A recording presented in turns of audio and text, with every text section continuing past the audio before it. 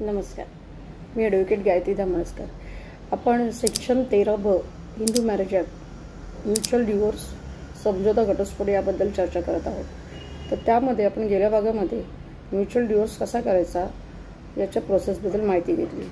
तर त्यामध्ये मी एक शब्द वापरला होता, कूलिंग पिरियड। जो 6 महिन्याचा कूलिंग पिरियड असतो तो त्याच्यामध्ये मी उच्चार केला होता, त्याच्याबद्दल आपण आज थोडक्यात बोलू। तर हा कूलिंग पिरियड कधी असतो? जेव्हा आपण घटस्फोटाचा जो अर्ज दाखल करतो त्या डेटपासून पुढची जी तारीख तुम्हाला दिलेली असते 6 महिन्याची, तर तो कूलिंग पिरियड म्हणून काउंट केला जातो। तर कधी कधी हा कूलिंग पिरियड कोर्ट का देतं, तर त्याच्यामध्ये कधीतरी पुन्हा एकदा समझोता होऊन पुन्हा संसार चालू होण्याच्या शक्यता असतात।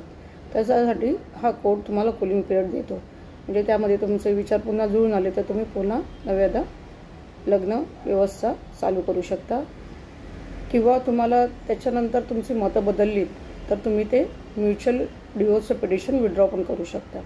त्यासाठी तो कूलिंग पिरियड असतो। तर त्यानंतर तो कूलिंग पिरियड आपल्याला वेव ऑफ पण करता येतो। तर त्यासाठी काही ठराविक जर कोर्टाला पटणारी कारणं तुम्ही दिलीत तरच तो कूलिंग पिरियड वेव ऑफ होतो। आणि ते कूलिंग पिरियड वेव ऑफ करताना तुमचा सेपरेशन पिरियड आणि इतर संबंधित गोष्टी कोर्ट कन्सिडर करूनच तुम्हाला हा कूलिंग पिरियड मंजूर केला जातो।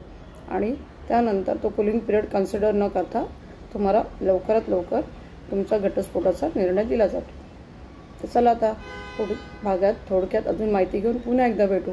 तोपर्यंत धन्यवाद।